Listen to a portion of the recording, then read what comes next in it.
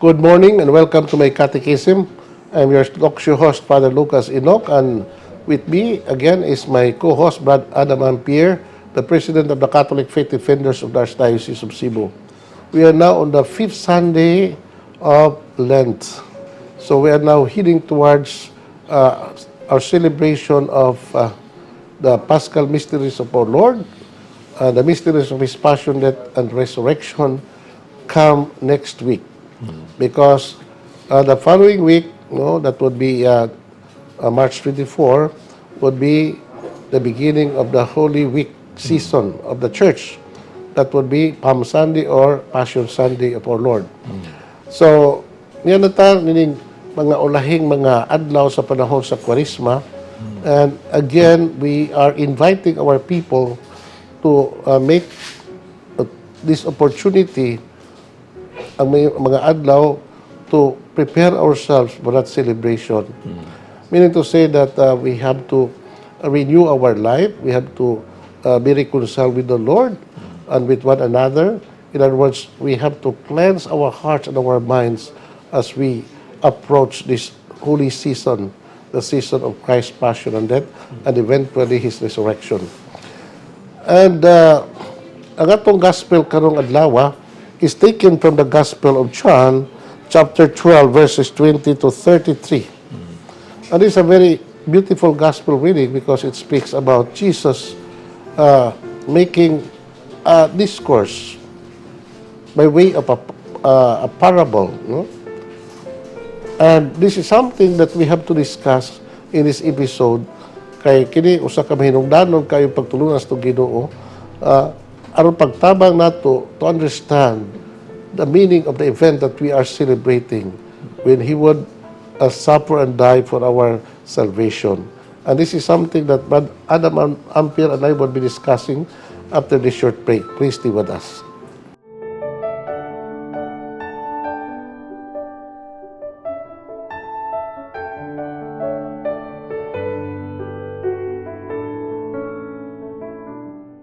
Thank you for staying with us. May buntag, Brad Adam, may buntag sa itong mga viewers. Yes. Karon, Brad Adam, niya nagita panahon sa nagsigabot nga Semana Santa, no? Towards the end of the Lenten season. Brad, karon panahon na, no? Kay kining Kwarisma, atol lang yun yung panahon sa ting-init o summer time, no? That's why our people would always associate Kwarisma with ting-init. Tingin yun eh. So, nato lang yun na ting-init ang Kwarisma. Una, Brad, kining karon sa atong panahon, unta nga itong mga tao, aware unta, unsa kining mga panahon nga ito sa ulog. The reason why I say that is because karon sa mga padlawa, Brad, mga panahon na, Ramadan season usab karon sa mga Muslim. Sa Muslim. So, the Ramadan is the Lenten equivalent para sa mga 40 days ka po na 40 days po. Pero lahi sa mga Muslim, Brad, kita mga Katoliko, mga Kristiyanos, murag, wa lang nato ba, no? But the Muslim, when they observe Ramadan, they really observe this season of their calendar religiously. They would fast for 40 days and 40 nights without taking food during the whole day. From sunrise to sunset. Yeah. Seryoso kasi lang. Nakaantubay ko sa Muslim countries like in Egypt and in Turkey, Brad. Yeah, matulog yun ng Ramadan. Especially in Turkey when I stayed in Istanbul, the capital city of Turkey. Kadiyanto, no? Because now the capital of Turkey is Ankara. Pero the ancient capital of Turkey is Istanbul. Used to be Constantinople. That was the capital of the Eastern Roman Empire during the time of Constantine. But when the Muslim conquered the whole Byzantine Empire and the city of Byzantium of Constantinople, Brad, no, nahimo na Muslim na. Yeah. They changed the name from Constantinople or Byzantium into kanang capital nga gitawag og kanang Ankara man gyud ang modern capital na Constantinople, from Constantinople to Istanbul. Nandito ko, Brad, Ramadan yun, season. The whole city was very quiet. And people were flocking to their mosque. Yeah. Uy, namaligya di. Wag yung tanan. And prayed. For the whole duration of Ramadan. Pero kita, sa itong Lenten season, awa yun. Wa yun. No? Atong Pasig fast kayo. and abstinence, wag yun. No? Kaon lang diri, kaon mga tao dito. No? So, no na Brad, kining katong ato mag-observe bas atong Lenten season, especially during Holy Week. Yeah. Kinahanglan ato ni seryoso. Brad, kay Kristiyanos ta. Unya, hinoon, di magita kapugos to katawhan, Brad, nga naman, because a lot of our people, mura nagkabinos na gitaw na religiosity. So, mo na, Brad, nga ato ng paningkabutan. Yeah, Brad, based on your observation, unsa may kasulti nimo nining ato karon kahimtang sa atong simbahan, especially now that we are in the midst of the season of Lent. Tinuod gina Father, ang ato ang simbahan, we have our laws, kanang canon law nga naagi ng laws on fasting and abstinence, Father, pero sa ako yung naobserbahan, murag sakto to moingon nga murag wa na gyud passive na lang kay mga tao with regards to these laws on abstinence and fasting. Pero duha ra gyud nikaadlaw pa rin, no, sa katong Ash Wednesday. o kining Friday, kining Good Friday, Good Friday, supposedly. but in the Philippines, Brad, no?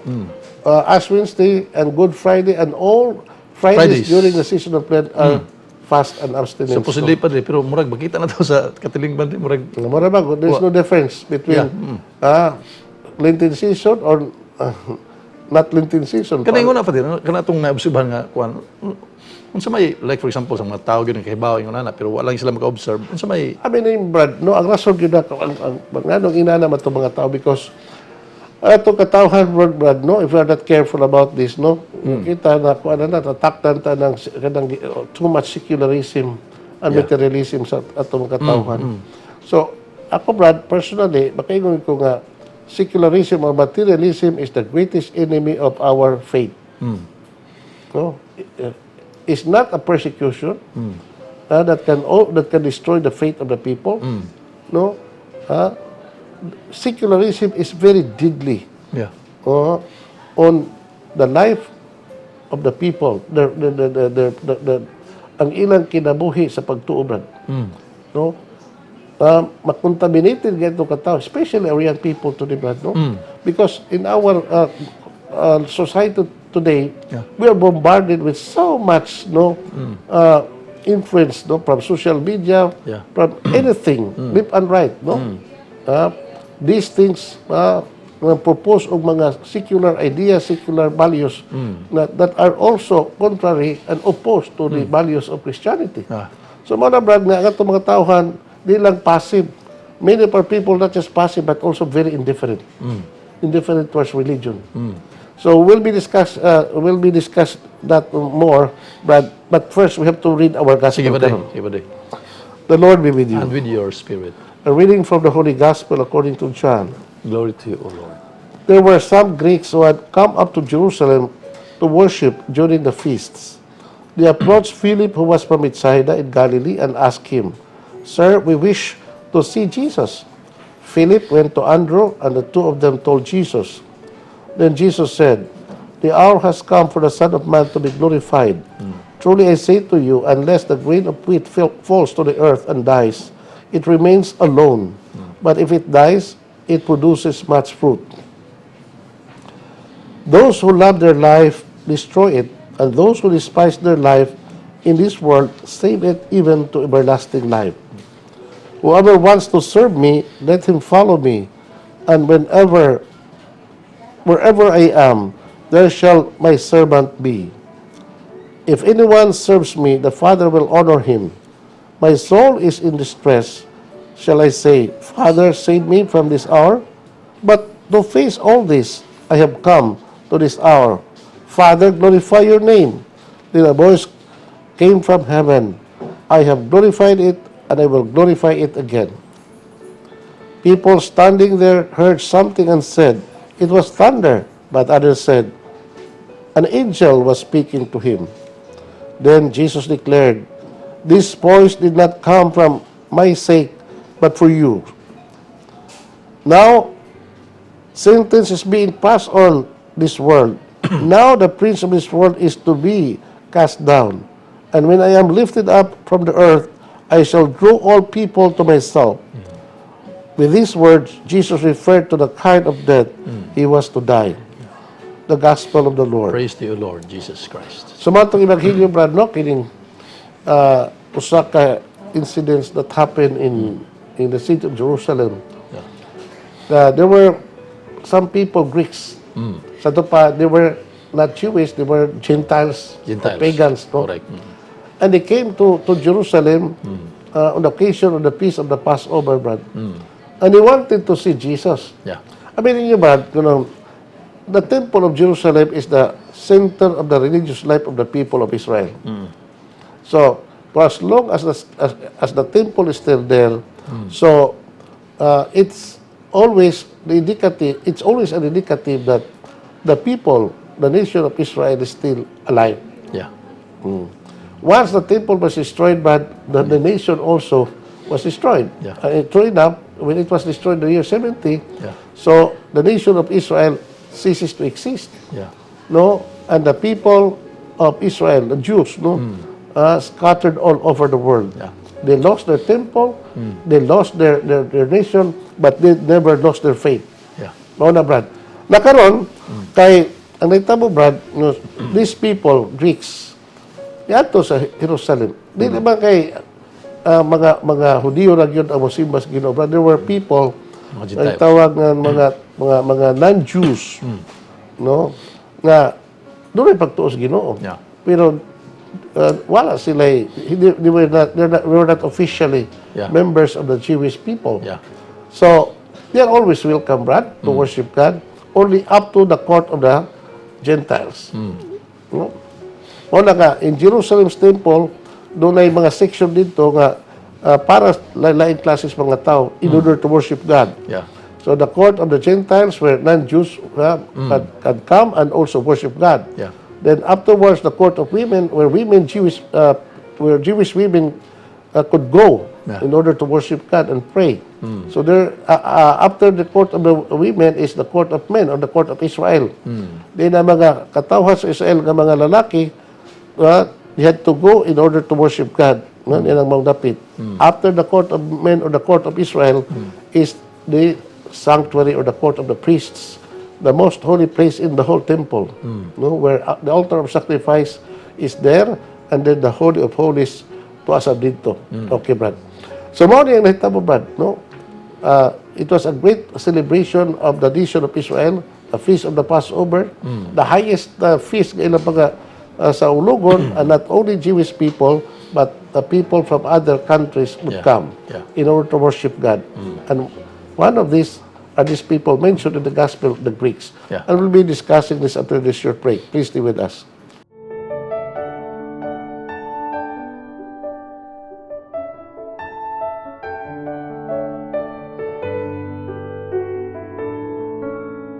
Thank you for staying with us, Brad Adam, ato ng panayunon ang atong reflection. So, mo ni ang sitwasyon, Brad. So, these people the Greeks came to Philip. Philip is from Bethsaida. Yeah. And also, both Philip, they came to Philip and asked him if it would be possible to meet the Lord Jesus. So Philip went to Andrew, and both of them brought these Greeks to the presence of our Lord.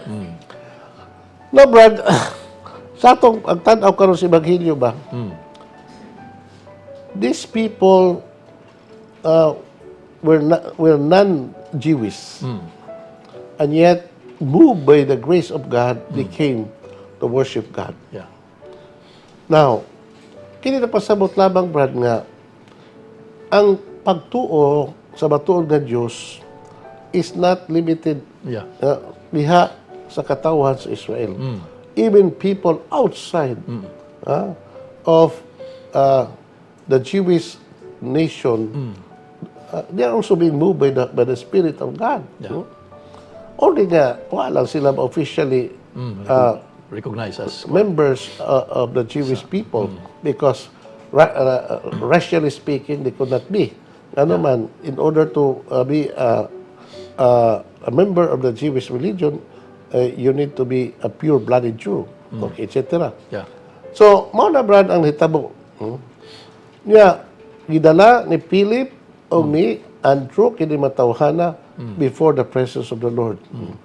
Ang hitabo brad, no, whether Jesus entertained these people, wa na may record sa atong ebanghelyo karon. In fact, when these people came to Jesus, no, by the guidance of Philip and Andrew brad, ang atong Ginoo mitudlo og usa ka pagtulunan para sa tanan. Unsa may gisulti sa Ginoo? Ingon siya, the hour has come for the Son of Man to be glorified.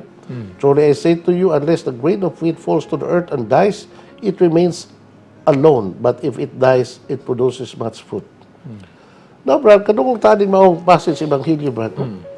Now, kini mang pulos to Ginoo, Brad, bukat kini mang pulungan. He uses a short parable of, kung sa mga pamatanga sa bingay, no? The parable of wheat, grain of wheat. Meaning to, a grain of wheat, will just remain just a grain of wheat. But if it dies, it produces much fruit. But, kadang ba ang pagtulong sa Ginoo na ang usa ka gamay nga liso, kung kini ilubong sa yuta, then mamatay, mutubo. A new life would emerge, and then it will bear fruits. Yeah. Usa kini ka, kuan brad, is usa kini ka phenomenon sa nature, brad, atong masinati, pero wa kay nato hataging pagtagad. Bisag unsang matanga sa liso, brad, no matter how insignificant, no matter how small that seed is, there's what we call the potential of life. There's the potential of something big. Yeah. So, ang usa ka lugas nga trigo, magpabili ng ragayod nga usa ka lugas. Seemingly lifeless and has no value. Apan kung ipugas kini maong gamay liso, kini mamatay, seemingly it will die, kay kano mailubog syuta. But again, sa kung nag-ingon, after sometimes a new life would emerge from a small grain of wheat. Yeah, amen. So, ikaw, Brad, o sa may... Sakto na, Dre, no? Kay, base mo guna sa kamatuoran nga there is really life after death. Mo nagipakita sa tungin ng Kristo during the time yun sa iyang kamatayon, iyang sufferings and death. Then after 3 days katong resurrection. So gipakita gyud sa mga katawhan nga there is really life after death. So sama sa maong kuwande, kamaong gisgutan diha sa ebanghelyo. In other words, Brad, no, kining a little some parables to Ginoo, iyang gi pasidaan-daan sa iyang mga tinunan, natong tanan, Brad, nga kinahanglan gyud siyang mamatay. Amen. No, because if he would not die, then there would be no life. Yeah. There would be no salvation.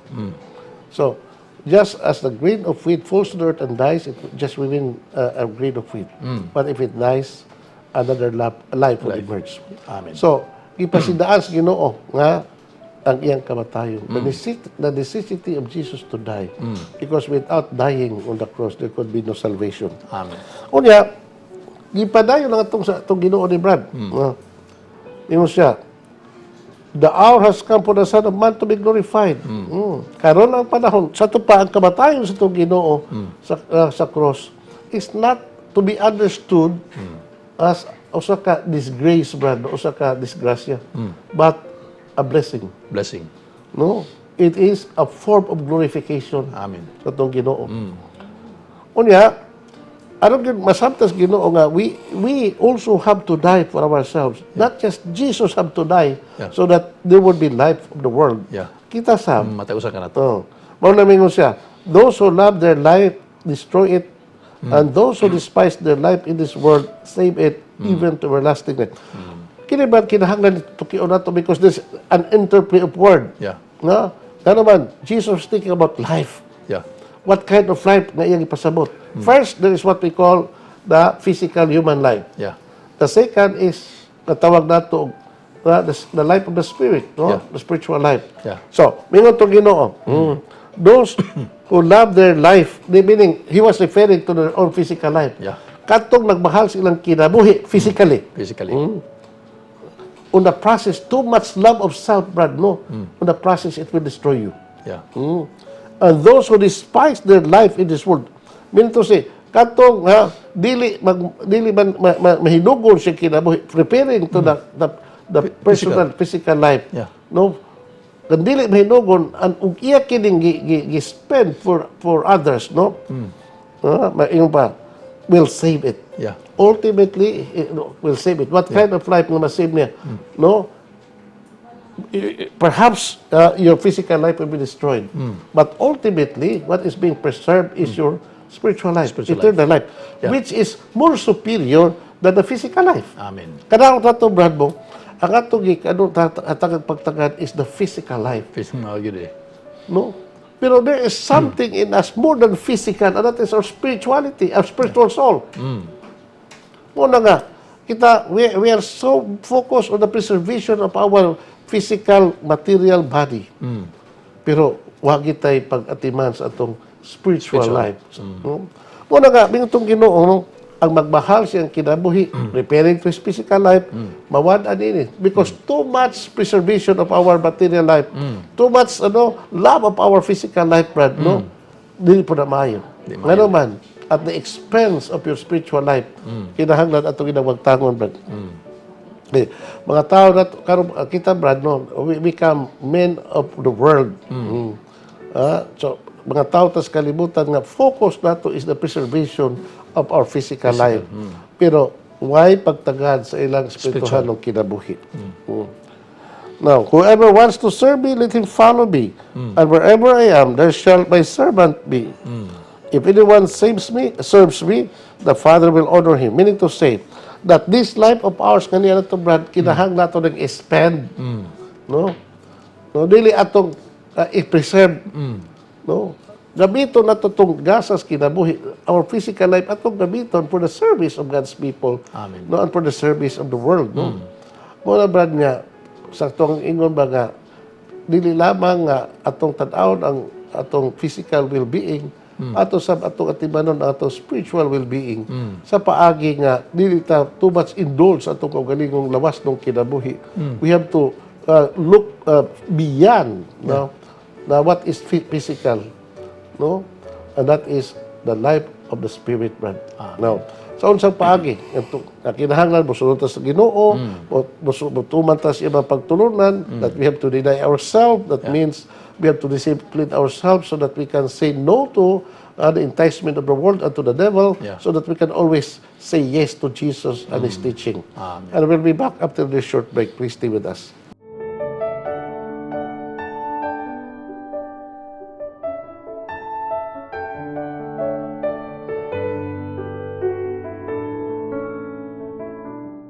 Thank you for staying with us, Brad Adam. Ito na padayon. Yes, Father. Before I continue, Brad, so may solicit your own opinion about this part of our gospel reading. Appeal gid sa kuan dat Andre, ang preparation sa ato ang not only this physical or material life, but basically sa katong giingon ni San Pablo sa 1 Timothy chapter 4 verse 8 nga ang importante ang espirituhanong kinabuhi. Kining ato ang gihimo sa simbahan pa di pag kuan lang gyud, pag remind lang nato nga dili lang kutob ta sa preservation or pag-atiman sa atong physical life, but basically sa ato ang importante kayo ang ato ang spiritual life. Pero nahog lang, Father, na murag wa na gihatagan kayo gibugaton ba sa mga katawhan. In fact, ato makita during the time sa Lenten season, murag passive lang kayong mga katawhan. So ang ato ani Father, murag gyud pag-remind sa part sa simbahan, Father, murag naana ang gitawag nato og recollection, whatever unsay magkuan diha, pero ato makita gamay ra gyud kayo ang musanong sa tawag simbahan during sa yung anay mga services sa simbahan, mga recollection, whatever. Pero ang majority ana, Father, mura og wa na gyud, murag minus na gyud kayo ang kuan nila pagsanong sa tawag sa simbahan. Okay, Brad. Ang challenge to Ginoo, Brad, that we have to follow Him. And not just following Him, but we have to serve Him. And by serving Him, we glorify Him. So we give glory to God by way of our following Him. Yeah. We glorify Him by way of our serving Him. No, we also glorify God by way of sacrificing even our dear possession, including our physical body, Brad, for the sake of the gospel. Yeah. Muna ingon to Ginoo, whoever wants to serve me, let him follow me, and wherever I am, there shall my servant be also. If anyone serves me, the Father will honor him. So muna, Brad, nga, basta ba hiusa sa itong Ginoo, sunod ta niya, Yeah. we become part of the life of our Lord, no? We are united with Him, we become also part of the very life of the Father. Okay. Now, there's another passage in the Gospel, Brad, which is very important. Yes, Father. Mingon tong Ginoo, my soul is in distress. So nagpasabot nga naa ang kahadlok, hangawa on the part of our Lord, thinking of His imminent death, Brad. Yeah. No? Let him, mingon siya, shall I say, Father, save me from this hour? Ako bang ingno nga mahan nga luwas ako din maong mga takna? Kining takna gipabot, but is referring to the hour of His passion and death. Yeah, amen. Okay. Now, mingon siya, but to face all of this, I have come to this hour. Yeah. So, meaning to say nga, yes, Father, no, if ako lang, my human nature is concerned, it's really very hard for me. Yeah. No, I want to pass this kind of suffering, but not your will be done, but yours, no? Yeah. Now, I really have to face this. Yeah. I really have to undergo this kind of suffering. Because this is the will of my Father. Naman siya. Then on, it is precisely in this hour that I have come. Yeah. So, meaning to say, Brad, Jesus was very conscious of the fact, His mission, why He came into the world. Yeah. He was very conscious even especially at the last hours in kinabuhi, Brad, nga, miabot na yun ang takna. No nga, He had to glorify the Father through His atoning death on the cross, Yeah. through His suffering. Then a voice came from heaven, I have glorified it and I will glorify it again. Meaning to say, the Father gave His approval to the decision of our Lord to go to the cross in obedience to the will of the Father. Yeah. And by dying on the cross, it would be a great glory that He can give to the Father. Now, mga tao ba nakadungog, no? People standing there heard something and said, it was thunder. But and others said, an angel was speaking to him. Upon mingon tong Ginoo, He declared, this voice did not come for my sake, but for yours. But mean to say nga, this particular voice from the Father that I have to be glorified by His death, by His own death. No, this is for you. No, this message is not for me, but for you. You have to listen. Yeah. Now, the sentence is being passed on this world. Now, the prince of this world is to be cast down. Now, Brad, usa man yung sentence to be passed into the world. Talking about the world, Brad, no? We're talking about the world governed by evil. No? A world of sin and death. So, with the imminent death of our Lord Jesus Christ, now, the sentence of this world is being passed by the Father. Nga naman, Brad, kay ang kamatayon sa to Ginoo is now the defeat of the evil. Amen. No? And the prince of the devil, Brad, the prince of this kasasalang kalibutan, Brad, would finally be defeated. Yeah. And that is what lays ahead of Jesus' life when He came to Jerusalem. Yeah. So, niya, Brad, there's one very specific passage of this gospel, Brad, nga very important kaayo. Sabi nga ito Ginoo. And when I am lifted up from the earth, I shall draw all people to myself. So, din po, puntuha, Brad, iyan ang declared nga, when I am lifted up, meaning to say, when I would be lifted up on the cross, Yeah. Correct. then I would gather all men to myself. Yeah. That means, Brad, no, the lifting up of Jesus on the cross is a very powerful magnet that would attract people. Yeah. Because by his death, the people would draw to him Yeah. and believe in him that he literally be the Messiah, the Son of God. Amen. That happened, Brad. When a centurion, witnessed Yeah. the way Jesus died on the cross. When you see the demeanor of our Lord on the cross, nakaingon siya in the Gospel of Mark. Truly, this man is the Son of God. Amen. And I'm very sure, Brad, that those people who were there and witnessed the event of Yeah. Christ's passion and death and resurrection, tagsa-tagsa to nila, Brad, were converted. Yeah. No, we don't know. Yeah. The story of these people. Yeah. Matawag na itong eyewitness, the Roman soldiers, those people who were standing there, Yeah. witnessing the act of crucifixion of our Lord. I'm very sure, Brad, that many of these people, if not all, were converted. Amen. Ikaw, Brad. Sakto na, Padre, kay according to the church, katong ni Dusla, katong gitawag og kuan ba rin, no? Roman Katong soldier. Roman soldier or centurion. He was not a centurion, He but was- just a centurion. Sa soldado lang siya. Nabasa man to siya today sa kuan, nabasa to siya. Kuhan siya, Nahumod yun. Dili, kanang buta to siya. The half of his eyes was blind, and when napisikan siya, dugot sa Ginoo. Naayos siya. Tayo siya. Okay. Correct. So converted gyud sa Father nga gitawag sa simbahan og San Longinos. Longinos. San Longinos, San Longinos. So meaning to say, Father, sakto gyud ang gingon ni Saint Paul nga ang dugo sa atong Ginoong Kristo bayad gyud sa mga sala sa katawhan. In fact, mo to during the time na kuan gyud na ayo gyud si Longinos. Longinos at the Longinos.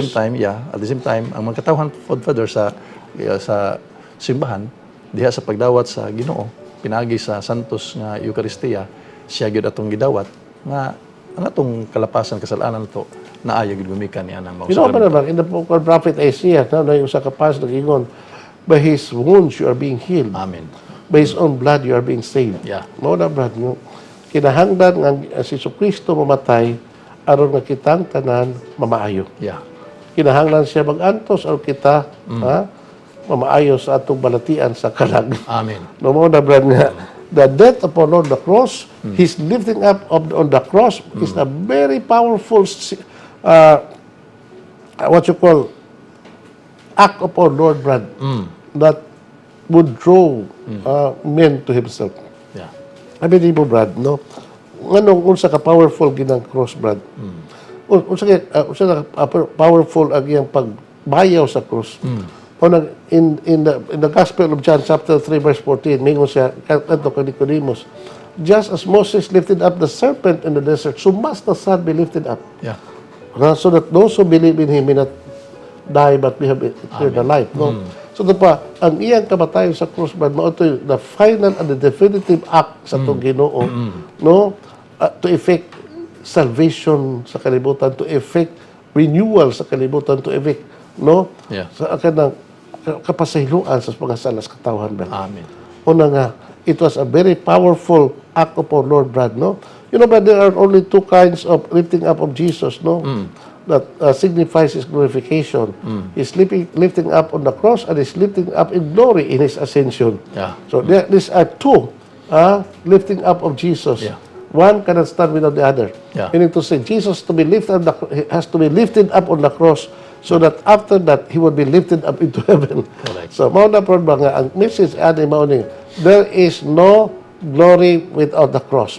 There is no ascension without the cross. There is no resurrection without the cross. Yeah. That's why we should not be afraid of the cross, Brad. Yeah. Because according to St. Paul, the cross is the power and the wisdom of God for those who are called Yeah. to be saved. Yeah. So, last one, kung ano lang message ba before we end? Sakto ang mga yun sa 1 Corinthians chapter 1 verse 18 or 24, verse 18, Father, nga the cross is really the power of our Lord Jesus Christ. Therefore, hangop kita sa cross, Father, because that is the power of God. Okay. So, mga na, Brad, so I hope nga itong katawhan, Brad, na kuha sila karon, maandam na karon, kay next week, mao naman ang Semana Santa, mao naman ang Domingo sa Lukay or Passion Sunday. Yeah. So we encourage our viewers to please take this time very seriously. Do not waste this time, Yeah. by doing nothing, regarding sa atong spirituhanong kinabuhi, we have to take this period of our life very seriously. Yeah. And let us reflect on the event of Christ's passion and death. Yeah. And let us also reflect on the kind of life that we are living now.